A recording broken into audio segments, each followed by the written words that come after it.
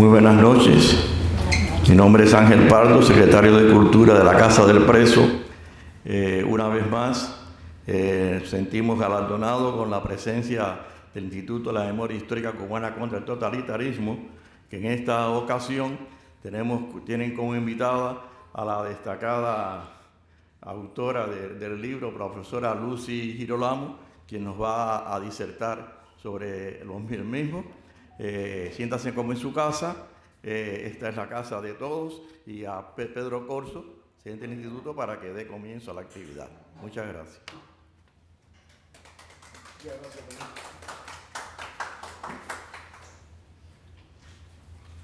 Muy buenas tardes a todos, agradecido porque estén aquí en estos tiempos de lluvia, que realmente están muy engorrosos. Aquellos que hablan inglés, que me disculpen, porque yo inglés no hablo. Bien, esta es una noche especial. Especial porque es una joven cubana-americana, que nos reúne hoy para presentar un libro que es una expresión vívida, prácticamente testimonial, de cómo el pueblo cubano, que siempre se opuso a la tiranía totalitaria, nunca ha dejado de hacerlo, lo hizo desde el primer momento, y más importante aún, la gran cantidad de hombres y mujeres que perdieron la vida en esta contienda por luchar por la libertad y sus derechos, y la gran cantidad aún mayor de hombres y mujeres que fueron a prisión y que todavía hoy, casi 65 años después, hay más de 1000 personas presas en Cuba, y eso hay que destacarlo. El compromiso, el sacrificio del pueblo que nunca ha aceptado ser esclavo. Voy a llamar a la mesa a las personas que van a hablar del libro. Richard Heredia, la señora Lucía Enrique de Sánchez, viuda de José Sánchez Carpenter, por favor. Lucy Girolamo, que ya está ahí. Teníamos a Tony Artiles, pero Tony Artiles, a pesar de su juventud acumulada, tuvo que ir muchas veces al médico hoy y no puede estar aquí con nosotros. Eduardo, ¿vas a venir a decir algo?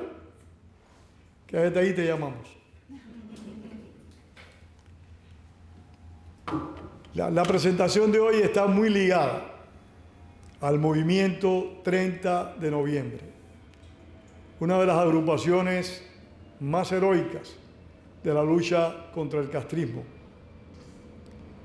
La presentación de hoy también está vinculada al Comité Cívico Cubano de Chicago. Por supuesto, a la señora Lucy Girolamo, a su señora madre, y le damos las gracias por esta oportunidad una vez más a la Casa del Preso, que como bien dijo Pardo Mazorra, es la casa de todos nosotros. Eduardo, dinos algo del 30 de noviembre, algo breve, conciso, pero recuérdanos algo, por favor. Ven aquí. Esto se está grabando para beneficio de todos.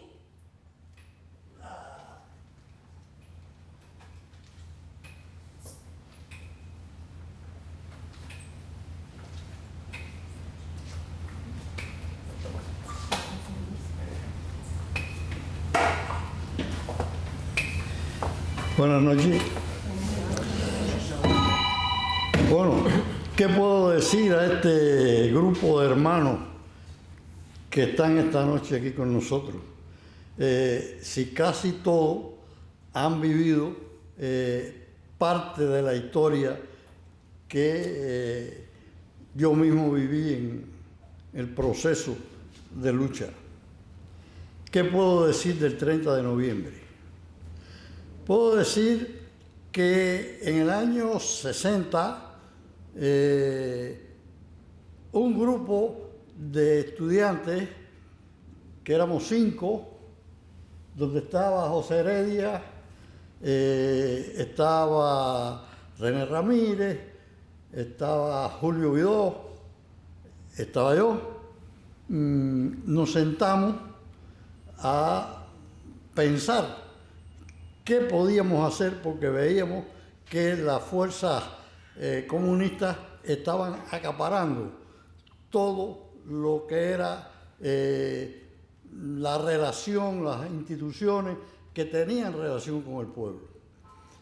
Nos sentamos, analizamos y llegamos a la conclusión que debíamos hacer algo. ¿Qué era el algo que nosotros creímos que podíamos hacer? Algunos de nosotros estaban en una situación de confort de trabajo y de confort económico. Y entendimos que debíamos vincularnos a organizaciones, grupos donde tuviéramos contacto directo con la población. Entendimos eso y fuimos cada uno por su vía a distintos lugares a trabajar en cosas que tuvieran que ver con la población, que tuvieran vínculo. En el caso mío, yo traté de ir a trabajar al INRA porque tenía un amigo allí, Joaquín Fernández Yagrinao, que era jefe de economía, creo, algo así. Y entonces, bueno, no hubo problema ninguno. Cogí una plaza, me dijeron, yo quería ir para las villas. Está bien, me dijeron que no había problema, tenía que pasar un curso y en ese curso, pues, un buen día, cuando entramos, había un amigo mío que habíamos estado en la lucha contra Batista juntos en la zona del Escambray y conversamos allí y me dijo que él estaba en una cooperativa de pequeños ganaderos. Está bien, salimos de allí. Este hermano después pereció en la lucha contra la tiranía comunista. De ahí salgo y voy al frente de donde se daban unas clases que había que dar de contabilidad y esas cosas. Y ahí habían 5 o 6 ingenieros jóvenes, ellos de 20 y pico, 30 años, peruanos y chilenos casi todos, y todavía no era hora de entrar a clase. Me pongo a hablar con ellos y les digo, óigame, el que caiga en una cooperativa ganadera tiene resuelto el problema de la vida, porque con 10 o 12 familias se atiende en un brujón de caballería de tierra, y si tienes el pie de cría y tienes la tierra, pues dentro de 10 años toda esa gente tiene una buena situación. Entonces me dijo uno de los que estaban allí, dice, mira, tú estás equivocado completo. Le digo, pero equivocado, ¿por qué? Dice, tú estás planteando eliminar un capitalista para crear 10 capitalistas. Le digo, no, yo lo que estoy planteando es que el que tiene mucho ceda un poco, se le quite un poco para mejorar a otros que no tienen. No, usted está equivocado. Aquí el problema es que estamos, porque yo empiezo a discutir sobre las cooperativas que se hablaba en aquellos tiempos con ellos, y me dicen, no, usted está equivocado. Esto de las cooperativas es un modo de penetrar al campesino, porque el campesino es muy individualista, y entonces hace falta penetrarlo de alguna manera. Esas son las cooperativas agrícolas, pero al final los campesinos van a ser obreros, igual que es un obrero de una fábrica, y la tierra va a estar en manos del Estado en su totalidad. Bueno, salí de allí, nos reunimos de nuevo, y entonces llegamos a la conclusión, después que hablamos un rato, que teníamos 3 posibilidades. ¿Cuáles eran esas 3 posibilidades? O nos vinculábamos al gobierno por arriba, porque casi todos nosotros procedíamos del ejército rebelde, de la lucha clandestina, con cierta actividad. O sea que si nos integrábamos, nos integraríamos por arriba. La otra cosa era abandonar el país. Y la tercera posibilidad era enfrentarnos a lo que veíamos que venía caminando. Todos estuvimos de acuerdo en que la posición correcta era enfrentarse.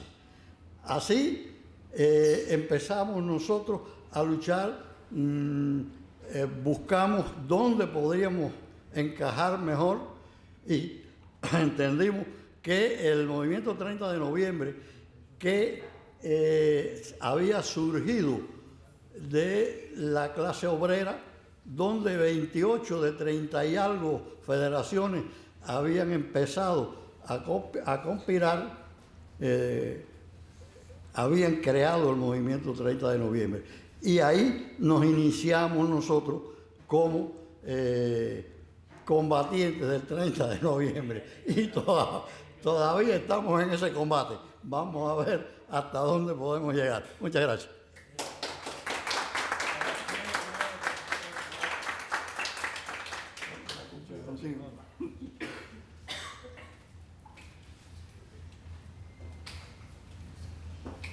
Aquí no hay espacio, esto es hasta el último aliento. ¿Ya o no es, Richard? Así es, todavía. Me decía un compañero de presidio, Ángel de Fana, que él había estado en las cabañitas, en los días en los cuales pues los compañeros que cayeron involucrados en el golpe militar, cívico-militar del 30 de agosto, él compartió indirectamente allí con ellos. Angelito de Fana, como ustedes saben, es el director de Plantados y es uno de los auspiciadores de este encuentro de hoy. De Fana, ¿podés decirnos algo de esa experiencia tuya en la cabañita, por favor?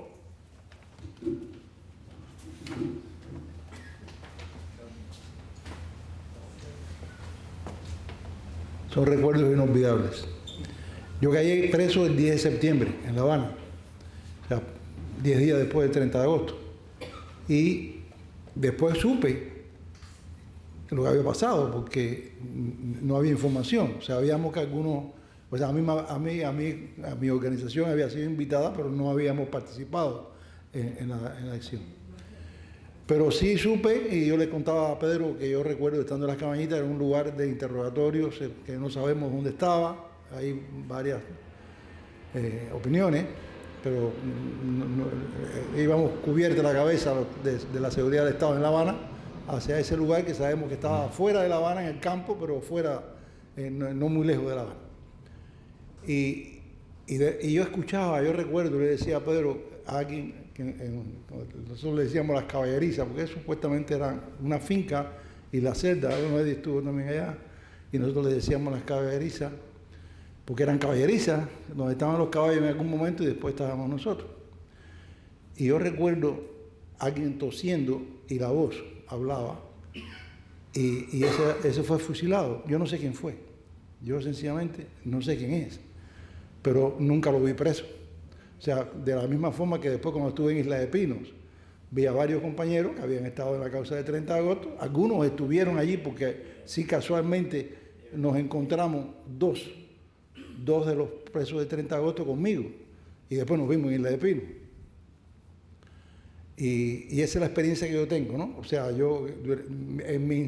cuando me interrogaban, me involucraban en la causa del 30 de agosto porque se suponían que podía yo haber estado, ¿no? Yo era dirigente del Movimiento Demócrata Martiano, pero yo realmente no había estado involucrado en esa operación. Así que son recuerdos, como yo digo, inolvidables, de un hecho heroico, de hermanos que muchos dieron su vida y que son héroes y mártires de la patria. Gracias.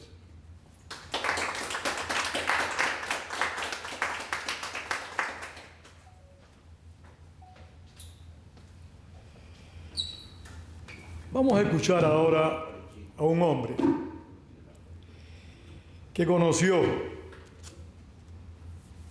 a Luis Carlos Sánchez Carpenter y a José Sánchez Carpenter. Richard Heredia compartió con ellos. Ya él estaba preso, si no me equivoco, en el momento del 30 de agosto del 62, pero sí los conoció en el proceso de la lucha, en el proceso difícil del periodo de clandestinaje en contra del régimen totalitario. Richard Heredia fue, en mi opinión, uno de los pioneros en percatarse cuál iba a ser el rumbo de Cuba cuando Fidel Castro llegara al poder. Richard Heredia se percató de eso todavía estando Fidel Castro en la Sierra Maestra.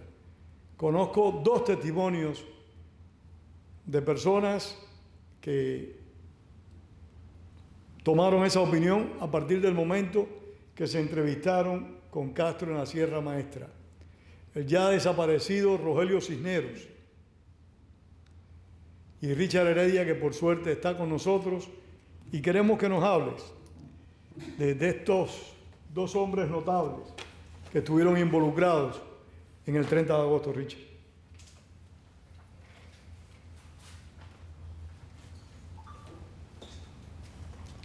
Buenas noches a todos.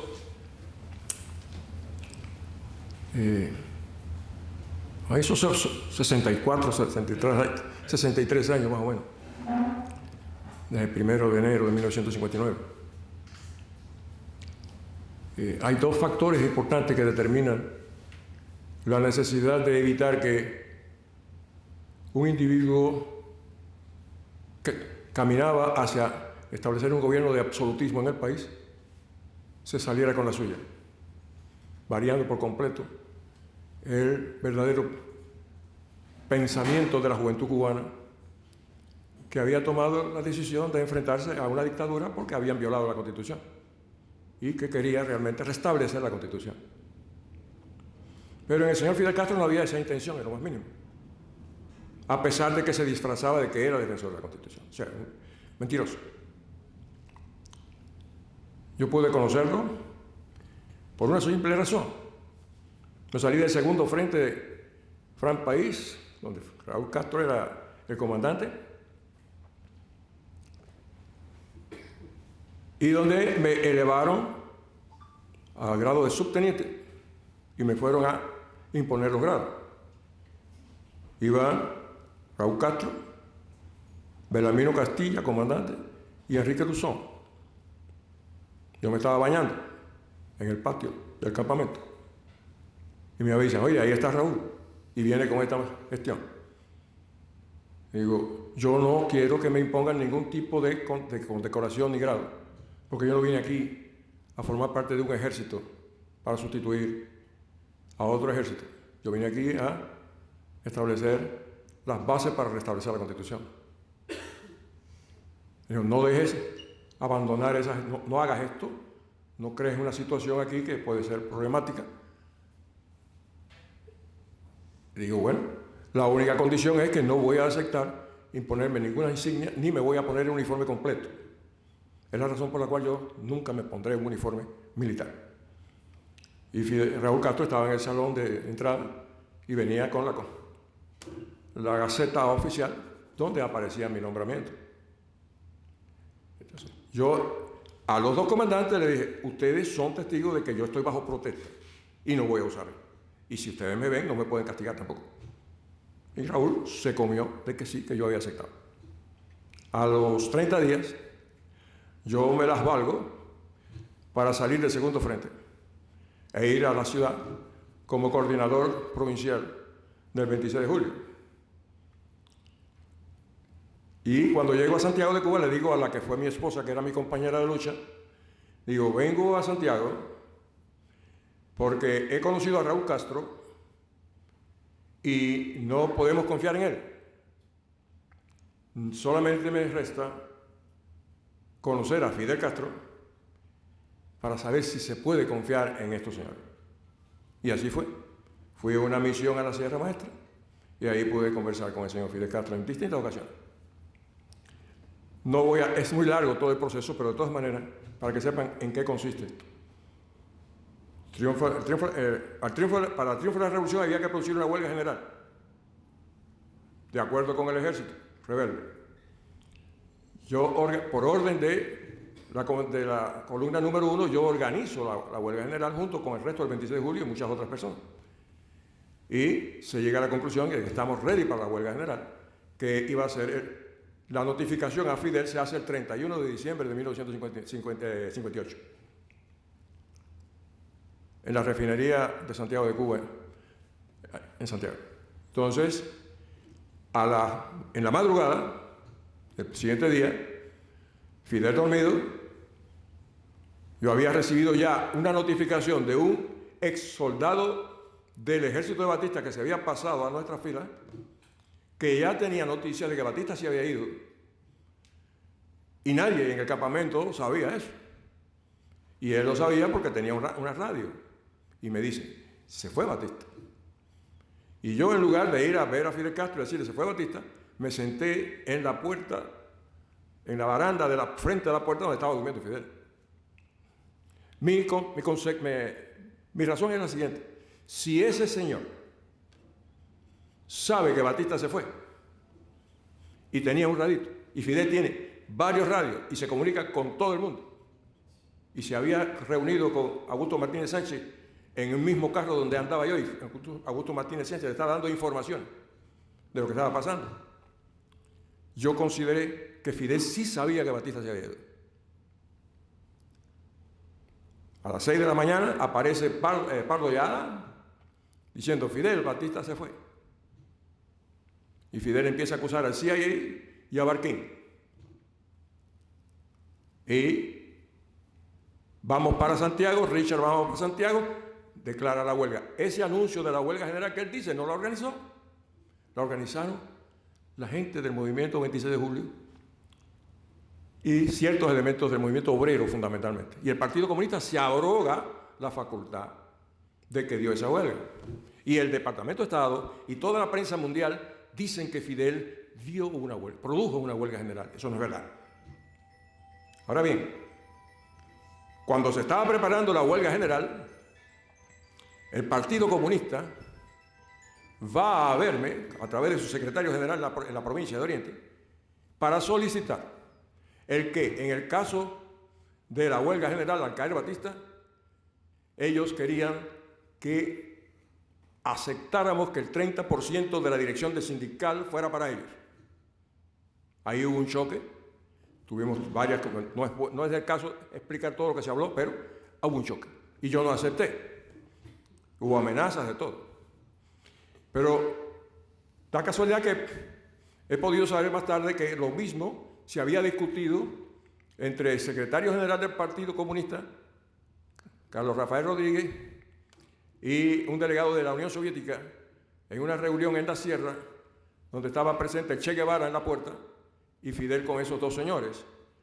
Y hay un testigo que está vivo todavía que señala cómo Fidel sale de la choza donde estaba, del bohío, protestando porque mira a esta gente que están pidiendo la tercera parte de la CTC. Es decir, hay mentira, porque si en julio ya Fidel tiene discusión eso, ¿cómo el Partido Comunista se va a dirigir a mí sabiendo que viene la caída de Batista? Y ellos saben que Batista se va. Batista tiene orden de irse, el partido lo sabe, la Unión Soviética, los Estados Unidos lo saben y la Unión Soviética lo sabe. Fidel lo sabe. Engañaron a todo el mundo. Entonces, entramos a Santiago, es otra cosa, y con el tiempo yo tengo que abandonar Santiago porque la lucha contra los comunistas no era fácil, porque ellos estaban tratando de trepar de todas maneras y tenían el respaldo de Raúl Castro. Tenía el respaldo de Raúl Castro que se mantuvo en Santiago de Cuba hasta que logró el control total. Y donde hizo la violación más grande de injusticia, cuando fusila a los 72 hombres que el Departamento de Justicia Nacional no había concluido jamás que fueran fusilados. Porque la doctora Concha Alonso, subsecretaria de Justicia, era la que estaba llevando los documentos a La Habana y de La Habana a Santiago. Y cuando ella se dirigía a Santiago para señalar las sanciones que había que imponerle a esos señores, que no era fusilamiento, ya Raúl había sacado a esos señores, los había puesto frente a una zanja y los había fusilado todos. ¿Por qué? Porque en el grupo había una persona que incluyeron que sabía la razón y tenía la información de quién había tratado a Fran País. Y eso fue ocultado. Es una forma de tapar ese crimen.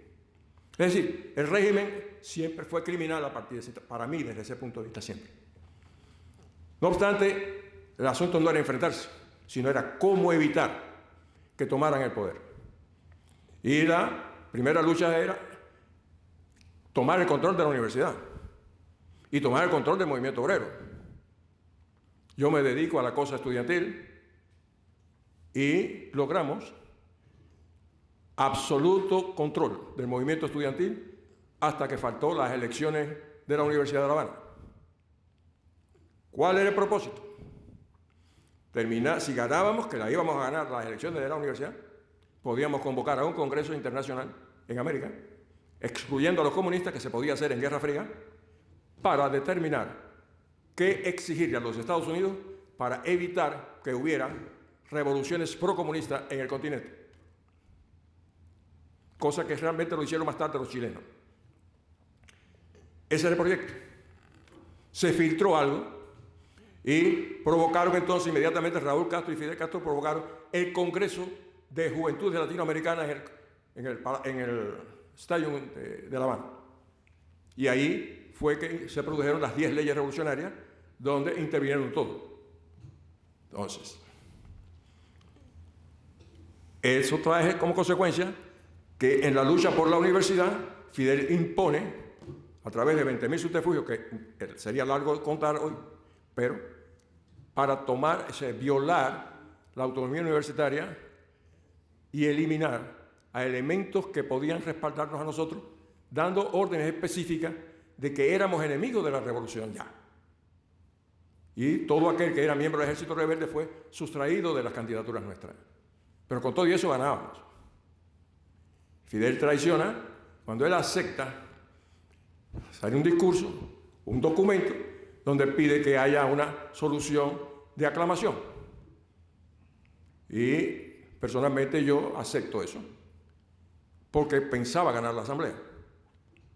Pero la asamblea no se gana porque Cubela recibe la orden de retirarse de la tribuna. Y lo empujan y casi se mata, para que no fuera responsable de decir que renunciaba. Y había que ir a las elecciones.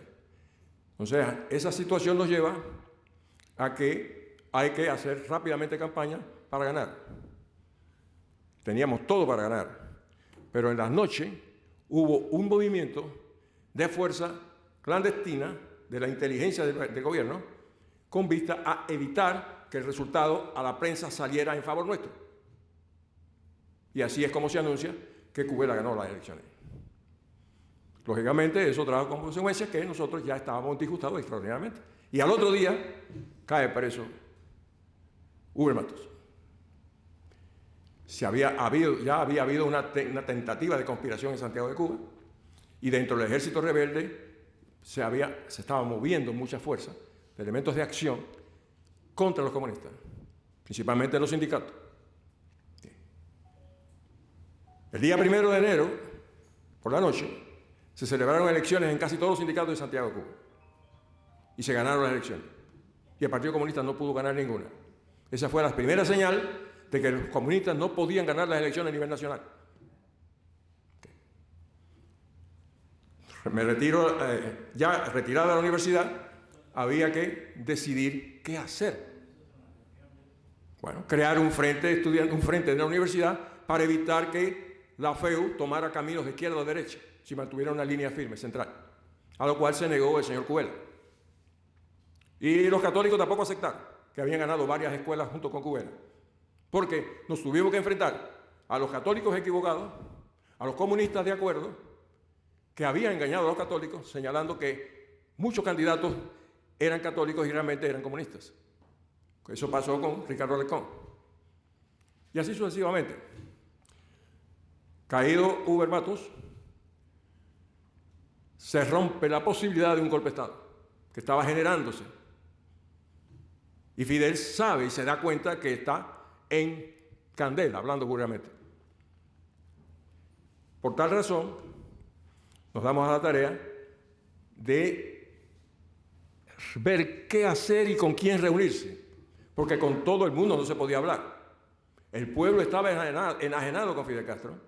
Había habido un trabajo serio en esa dirección. Entonces, la FEU y la CTC, el juicio de los melones, o sea, el resultado del Congreso de los Melones, trajo 28 federaciones que no estuvieron de acuerdo con los comunistas, de 33. Y ahí surge la gestión de David Salvador, junto con elementos militares y obreros, de hacer el movimiento 30 de noviembre. Y nos invita también, pero ya previamente, como había dicho Eduardo, nos habíamos reunido y habíamos llegado a la conclusión, en la reunión donde había participado también Luis Sánchez Carpente, que había llegado de Santiago de Oriente, donde se habían enfrentado la familia a la intervención de las tierras por parte de los comunistas. Son los únicos que yo he oído en todo el tiempo que en Cuba se enfrentaron a la intervención de la milicia para ocupar las tierras. Nadie más que aquel que esté dispuesto a defender su tierra es capaz de rescatarla. El que abandona la tierra y no la defiende, no la recupera nunca. Y eso es lo que hemos visto hasta ahora. Y los Carpentes demostraron que esa era la línea. Y él, con esa acción, estuvo en esa reunión de los 5. Carpente y los Carpentes, los dos, fueron compañeros míos en el Instituto de Santiago de Cuba y en la Universidad estudiando ingeniería juntos. Y fueron las primeras células del sector estudiantil ya conspirando contra Fidel Castro que organizamos en la universidad. Ahora, el golpe había que darlo en la cosa universitaria y había que darlo en la cosa obrera. Ya en acción había que decidir. La primera acción fue frente a la universidad, Fidel Castro hablando un 27 de noviembre y se pusieron 7 bombas, en la que participó, entre ellas, Román Aceituno, varios más de las células primeras. Fidel hablando. Eso, ahí es donde surge el Comité de Defensa, que lo anuncia. Segunda medida, la acción obrera, producir sabotaje a la planta eléctrica, con la primera célula en la planta eléctrica que fue organizada por obreros y estudiantes en la casa de William de Santé. Y esos 4 hombres hicieron su trabajo. Y eso no fue perdonado nunca. Ni una cosa ni la otra. Fidel la guardó. Había recibido el conocimiento, la información de que iban a establecer una represión total y brutal en el país por parte del Partido Comunista, eliminando a los enemigos potenciales de la revolución por fusilamiento. Y como no había la ley activa en ese momento, había que rehacer la ley. Y eso la hizo Fidel Castro para el día 1 de enero. La puso en vigor el día 4 y empezaron las instructivas de carga.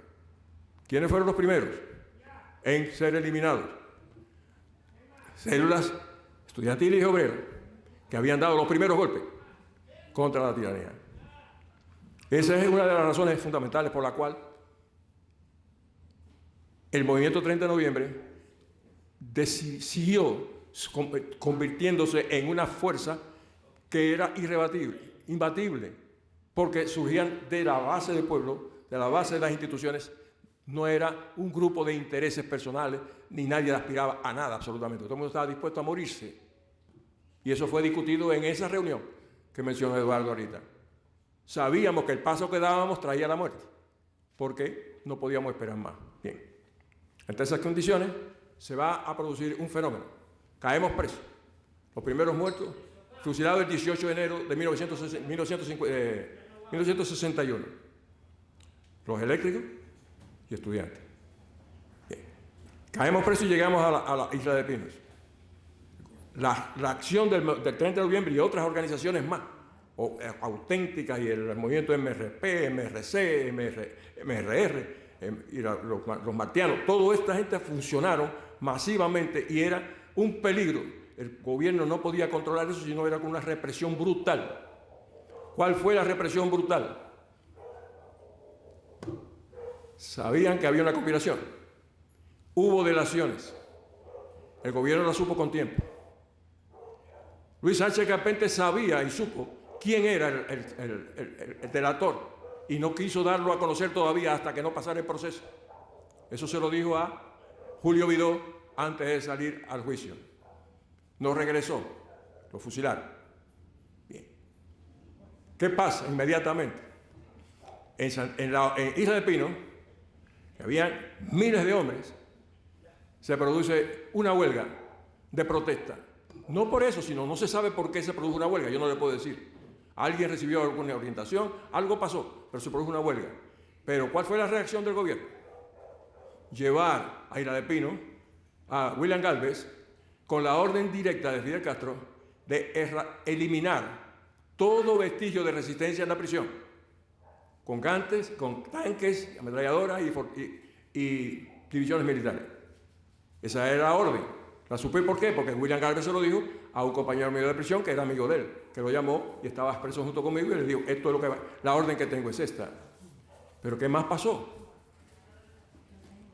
La orden de fusilamiento de casi 400 hombres que lo acusaron y lo hicieron integrar la conspiración del 30 de agosto, que sirvió como base para que el Che Guevara dijera a las Naciones Unidas la disposición del gobierno de Cuba de erradicar todo tipo de oposición que no se iba a permitir y había que tolerarlo.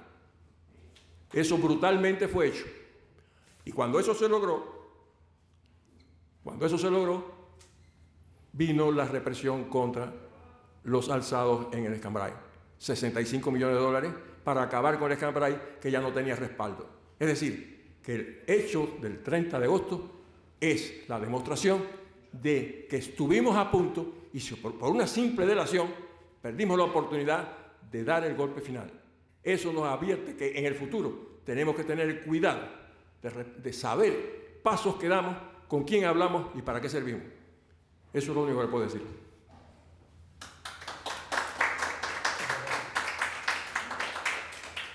Muchas gracias, Richard Heredia.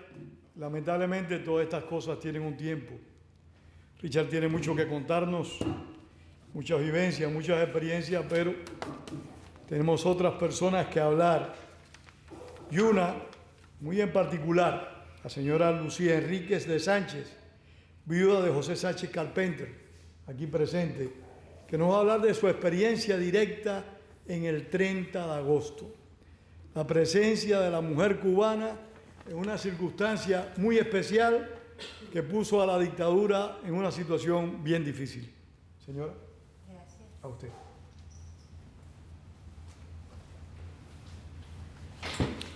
Buenas noches, amigos, compatriotas, cubanos todos. Me siento feliz de poder estar esta noche aquí compartiendo con ustedes, aunque mi felicidad sería más completa si la situación de Cuba fuera otra. Pero bueno, como dijo acá el amigo Pedro Corso,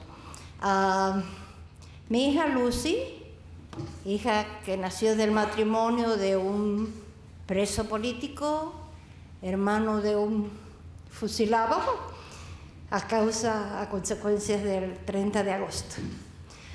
Ella escribió su libro, A los pastos, porque sintió la inquietud de que nosotros vivimos en Chicago, allá no hay tanto hispano ni tanto cubano, y muchos no saben exactamente el porqué del proceder del cubano de enfrentarnos al gobierno.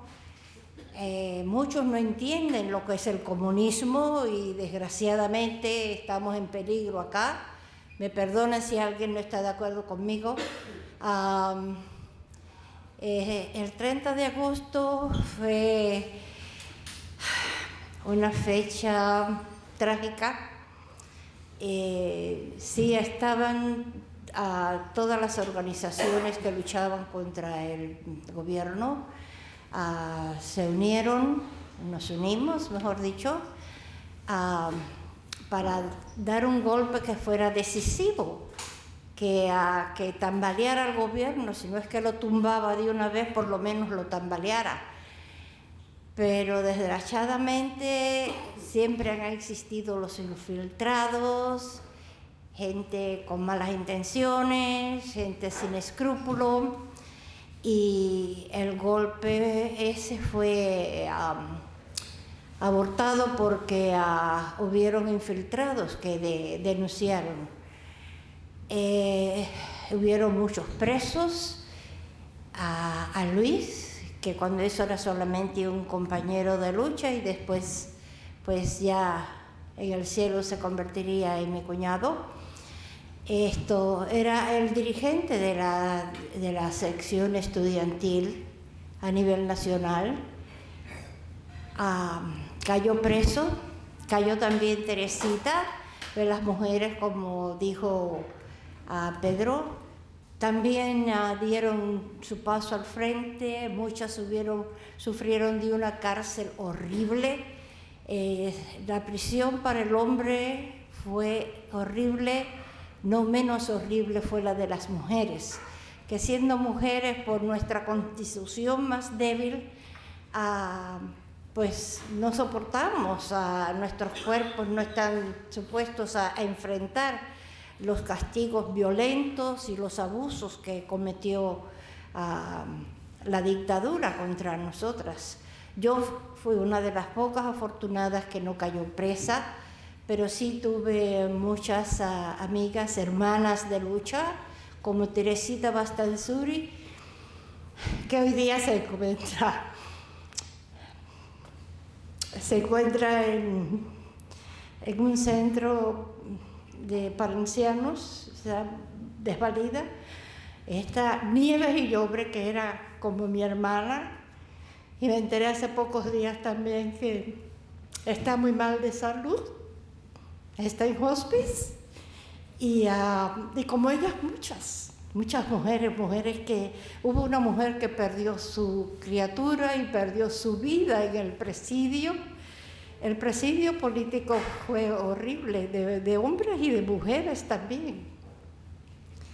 Pues Teresita cayó presa ese 30 de agosto también. Ella estaba trabajando en su oficina. Cayó preso Luis y cayeron presos unos cuantos más. Luis era como dije ya, el dirigente a nivel nacional estudiantil. Y en 21 días lo llevaron ante el pelotón de fusilamiento y acabaron con su vida. Esa noche fusilaron 9. De la organización de nosotros fueron 3. En total, en 3 días, solamente en la cabaña, fusilaron 24 hombres, 24 cristianos.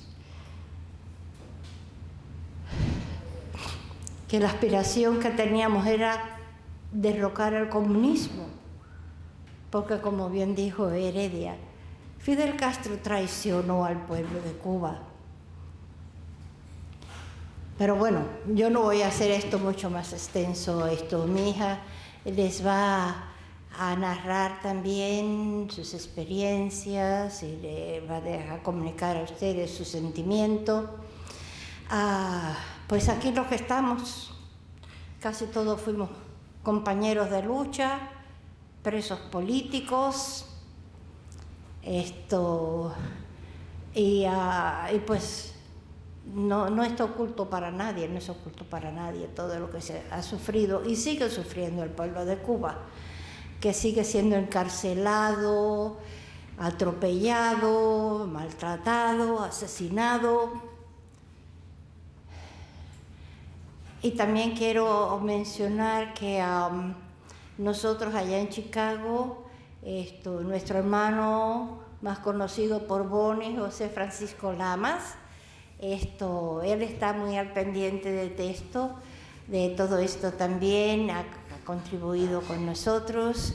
Y allá en Chicago, pues tenemos una pequeña organización que se llama Comité Cívico Cubano de Chicago, con el que hacemos algunas actividades en las cuales tratamos de recaudar fondos para de alguna manera ayudar a presos en Cuba, familiares o acciones, cualquier cosa que se pueda ayudar en contra del comunismo. Y pues por lo menos tratamos de mantener el espíritu y, como decimos, seguimos en pie de lucha. Y que viva Cuba libre, que tiene que ser algún día.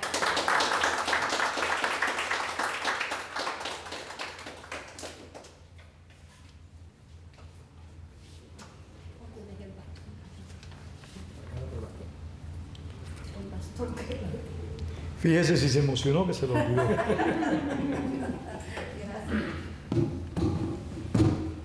Yo creo que después de este testimonio, en presidio diríamos, apaga y vamos. Porque son cosas muy fuertes que dejan huellas bien profundas. Pero no nos podemos ir, porque ahora viene la mejor parte de este encuentro. Viene la autora de este libro que tiene que sentirse muy orgullosa por su obra, muy orgullosa por haber sido capaz de crecer en un país extranjero y sin embargo conservar sus raíces. Parte que también le corresponde a su señora madre y a su señor padre, que en paz descanse. Porque es una tarea importante que nuestros hijos se identifiquen con los propósitos de sus padres. Es una función importante de que el esfuerzo de aquellas generaciones que combatieron la dictadura castrista sea recogido por los retoños, por los herederos, y no pase al olvido. Imagino que la señora Lucía está sumamente orgullosa de su hija y que su hija está extremadamente orgullosa de su madre, porque ella sigue siendo fiel a sus raíces, sigue siendo fiel al compromiso que en un momento de su vida inició para tratar de retornar la democracia a Cuba.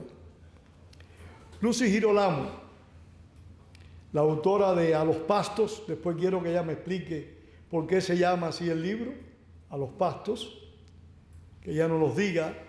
Autora de A los Pastos, llegó a Estados Unidos con 8 años de edad. Vivió poco tiempo en esta ciudad de Miami y se fue con su familia para Chicago. Pero la distancia no es el olvido. No lo es, al menos en el caso de Lucy, porque nos ha traído ese testimonio, ese esfuerzo por andar en el pasado para que sea conocido por las personas del presente y del futuro. Lucy está graduada en Ciencias de Computación, tiene una licenciatura, tiene una maestría en Artes en la Enseñanza de la Universidad Aurora en Illinois. O sea, es una persona que creció, que se preparó. Pero a pesar de eso, reitero, no ha sido capaz de romper con Cuba. La evidencia más directa es el libro que nos trae.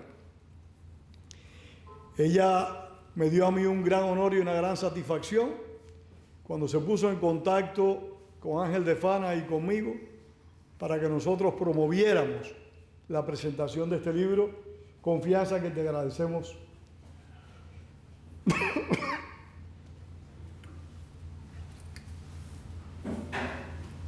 profundamente. La vejez nos hace emocionar mucho. Lucy, muchísimas gracias, te repito, por la confianza y por favor, háblanos tú de A los Pastos. Creo que también nos tienes unas diapositivas. Adelante.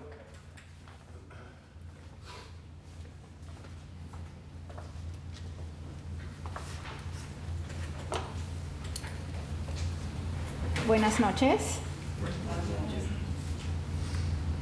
Primero quiero darle las gracias a Pedro, a la Casa del Preso, al Instituto de la Memoria Histórica Cubana contra el Totalitarismo, Los Plantados hasta la Libertad de Cuba, el Movimiento 30 de Noviembre, Frank País, al Comité Cívico Cubano de Chicago, a Richard por darnos sus memorias, que me encantan oír esas historias de mis padres y mi tío, a Mami, a Ángel y a Eduardo. Gracias por compartir sus memorias. Yo soy cubana, americana, maestra y autora. Yo nací en La Habana, hija de José Sánchez Carpente y Lucía Enríquez de Sánchez, y soy sobrina de el gran héroe Luis Carlos Sánchez Carpentes. Unos años después que nací, nosotros nos mudamos para Santiago de Cuba para vivir con mis abuelos, los padres de mi papá. Y después de mucha esperanza y 9 años, al fin nos dieron el permiso para salir de Cuba y venir a los Estados Unidos. Para recibir los papeles de inmigración necesitábamos ir por otro país y escogimos España porque ahí tenemos familia. Y llegamos el 19 de mayo de 1979. Estuvimos ahí unos meses y después vinimos a los Estados Unidos. Y uno de los primeros lugares en donde paramos fue aquí en Miami. Y aquí llegamos el 22 de septiembre de 79. Y aquí fue donde recibí mis primeras educaciones en América. La educación fue bilingüe, que me encantó y me ayudó. Y después nos establecimos en Chicago.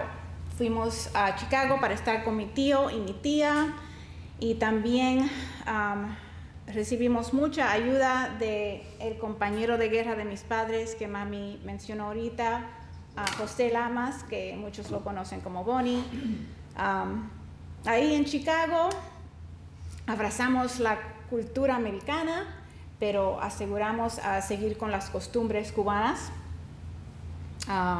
Fui a la escuela, claro. La escuela en Chicago fue difícil, era todo en inglés. Aprendiendo el inglés y especialmente escribiendo el inglés fue difícil. Pero tuvimos muchas amistades y con la ayuda de mis padres perseveré y que es algo que aprendí de ellos, a seguir bateando. Y entonces pude ir a la universidad.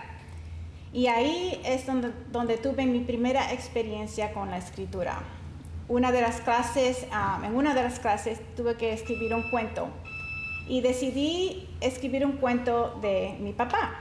Una historia bien breve de su experiencia, de su lucha. Y el profesor me dijo que era una historia muy buena y que debo escribir un libro. Y yo no tenía ningún interés en escribir un libro. Quería nada más escribir lo que era necesario para recibir mi certificado y ya. Eso fue lo que hice. Me gradué, recibí mi certificado, empecé a trabajar, empecé mi vida, me casé, tuve hijos y cada vez que nos reuníamos con mis padres, amigos, siempre habían pláticas de la lucha de papi y lo que sufrió él, lo que sufrió tío, mami. Y esas eran conversaciones que siempre teníamos desde que era chiquita. Pero, y me afectaban muchas porque las historias, como ustedes saben, son duras, son difíciles, son tristes. Pero teniendo estas conversaciones ahora con mis hijos, ellos tenían muchas preguntas. Querían saber por qué su abuelito tan cariñoso, por qué él era un prisionero. Y entonces un día yo empecé a hablar con mi esposo y dije, ¿tú sabes qué? A lo mejor sí debo escribir un libro para que ellos entiendan el sacrificio y lo que pasó en Cuba. Entonces un día fui y le pregunté a papi, ¿está bien si escribo un libro de tu lucha y lo que pasó contigo? Y me dijo sí. Entonces empecé a escribir. Entrevisté a papi. Nos pasamos muchos días en la mesa, en la cocina, escribiendo, tomando nota de las historias de papi y de tío. Y estas son historias que yo he oído por años, desde que era chiquita. Pero esta vez, oyéndolas, era más difícil, porque me la estaba dando en más detalles. Y para él también, contándome las historias, era difícil revivir lo que le pasó y dándome tantos detalles. Pero lo hicimos. Yo lo escribí, tomé sus notas y él me pidió una cosa.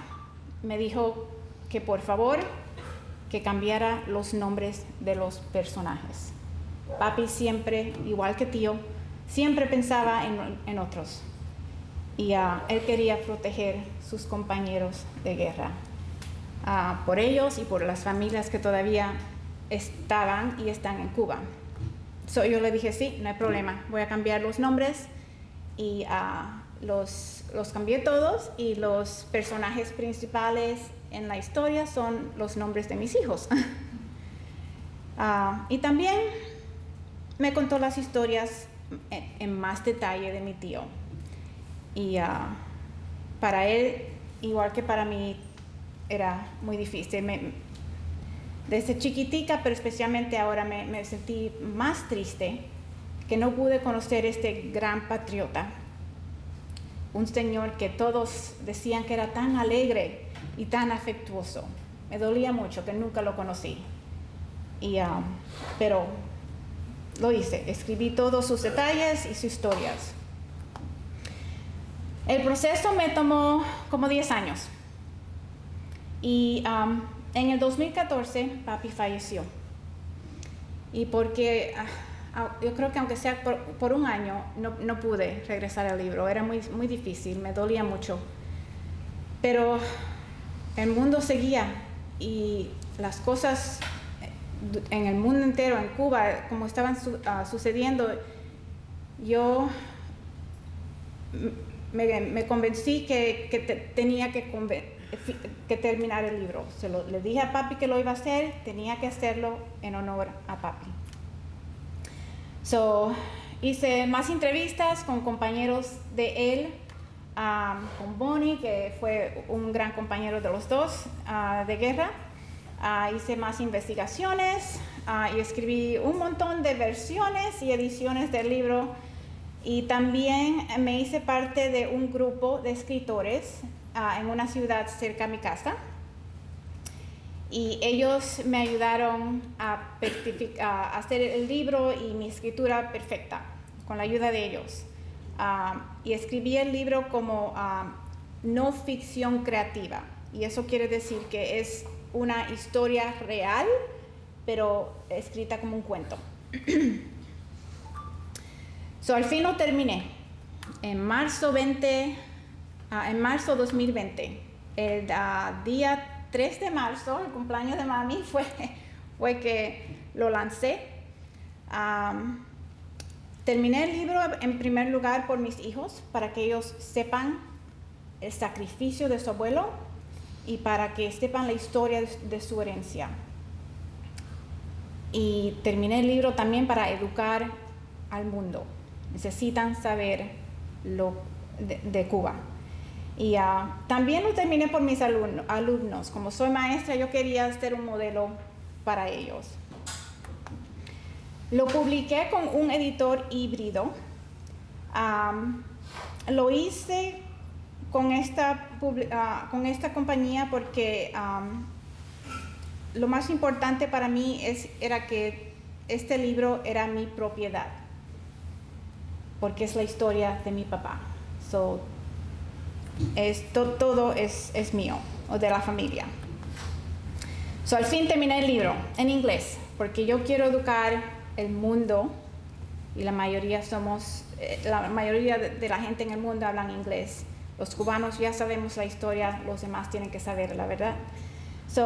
Escribí el libro en inglés que se llama To the Pastures, y es la historia de papi y tío. Y empieza en Nehemías, en donde ellos nacieron. El libro habla de cómo papi luchó contra el comunismo. Explica cómo Fidel tomó el control de Cuba, cómo los cubanos se levantaron, pero sufrieron, y las consecuencias que fueron encarcelamientos, torturas y asesinatos. Entonces, después que lo publiqué y lo lancé, la familia y amigos querían la versión en español. Dije, ok, voy a hacerlo. Encontré un profesor en una universidad cerca de mi casa, Joaquín Montero, y él me la tradució al español, y en agosto del 2020 la lancé. Y entonces, ahora lo que está sucediendo en Cuba, lo que pasó en julio, el 11 de julio, el SOS de Cuba, ahora me siento obligada a ayudar a que gente lea la historia, nuestra historia, para que ellos entiendan nuestra causa, para que ellos vean lo que sucedió, que los explico todo en el libro, lo que sucedió, y para que ellos entiendan que eso siga ocurriendo en Cuba. Mi meta es que otros, que la gente lean el libro, y como les expliqué, lo tengo en español, pero lo quiero que la gente que habla inglés lo lean, porque como les dije, casi todo el mundo habla inglés. Yo quiero que lo entiendan, que sepan la historia de papi y tío y muchas otras más. Yo sé que hay otros autores aquí y muchos otros que tienen sus libros y sus historias, y quiero que la gente lo sepan, las lean. Necesitamos educar al mundo para que ellos entiendan el daño del comunismo, para que ellos vean la importancia de la democracia. Quiero que lean el libro para darle honor a todos estos cubanos que han sufrido, que han muerto por nosotros, y para que la lucha y el sacrificio de ellos no sea en vano. Como ustedes saben, nosotros sabemos lo que está ocurriendo en Cuba, pero necesitamos que el resto del mundo lo sepa también. Una cosa que me molesta mucho es cuando yo veo en las redes sociales gentes que dicen, ay, hay que ir a Cuba, hay que visitar a Cuba, los ciudadanos necesitan nuestra ayuda, y ay, me vuelve loca cuando veo eso. Necesitamos que ellos sepan que eso no ayuda al ciudadano. Visitando a Cuba ayuda, fortalece y enriquece ese gobierno comunista, y los cubanos son más oprimidos cuando hacen eso. Y también quiero que todos en el mundo sepan, y los otros países paren de ayudar y apoyar este gobierno comunista.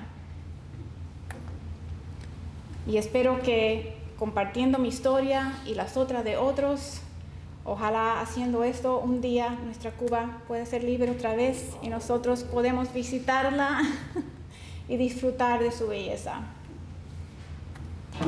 Si quieren información en mi libro, atrás yo tengo bookmarks que tienen más información y lo pueden encontrar en mi sitio web o en las redes sociales.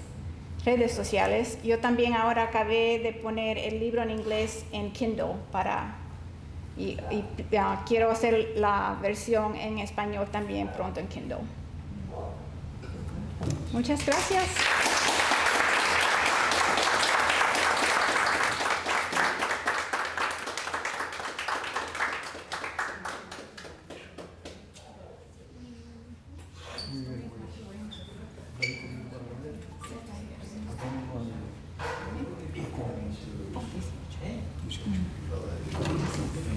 Señores, Lucy trajo libros en español, están allí para aquellos que lo quieran adquirir. Ella me dice que 18, pero lo más probable es que no haya cambio, así que a $20, porque no esperen cambio.